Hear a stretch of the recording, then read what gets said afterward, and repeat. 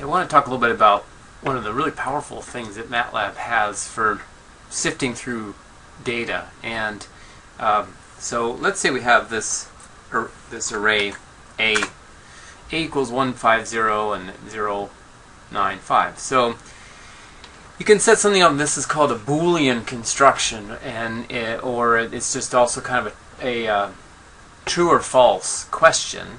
But then then MATLAB will answer it as zeros and ones, and 1 means true, 0 means false. So let's just say, if we say A greater than or equal to 5. So if you look at that, you could say, well, it looks like there are, there's the 2 5s and the 9, but the zeros and 1 are obviously not. So if I just type enter, I get a new matrix back that basically gives the value of true or false with respect to that Boolean statement. So where is A greater than or equal to 5? Where there's ones, that's true. Where there's zeros, it's false. So we can do similar things. We can say A less than 5. There's the other ones. Then we could also say, well, where is it A exactly equal to 5? So notice here I'm using the two equal signs together. So that means, is it equal, not am I assigning it or setting it equal to something. So we see the two, where the 2 5s are. So let's go back and we'll just clear things here. Let's start again. So let's say define our A.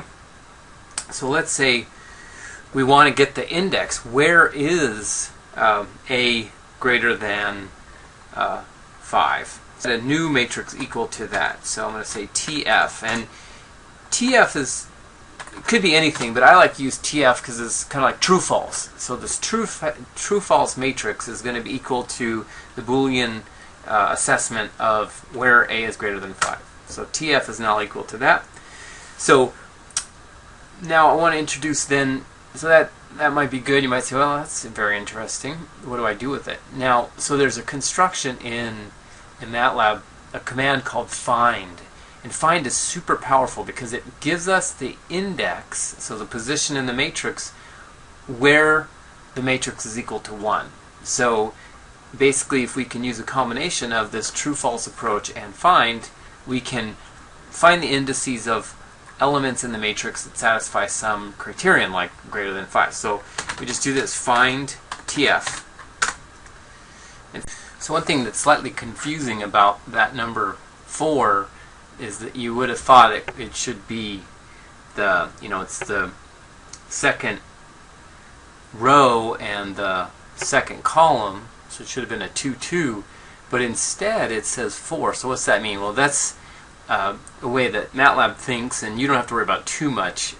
It's better to think in our normal way of indices, but MATLAB uses this thing called linear indexing. So it's you can refer to the elements of MATLAB matrix not in the shape they appear when they're displayed in the command window, but as a single column. So this single column is composed of all the columns from the matrix, each appended to the last. So if you look here, for example, this particular matrix A is actually stored as 2, 4, 3, so the first column, and then 6, 2, 5, second column, 9, 8, 1.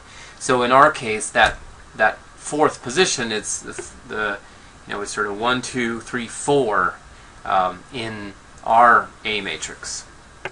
And so now if I just do, if I just say locus equals find TF, and now I say A locus, I get the value I want.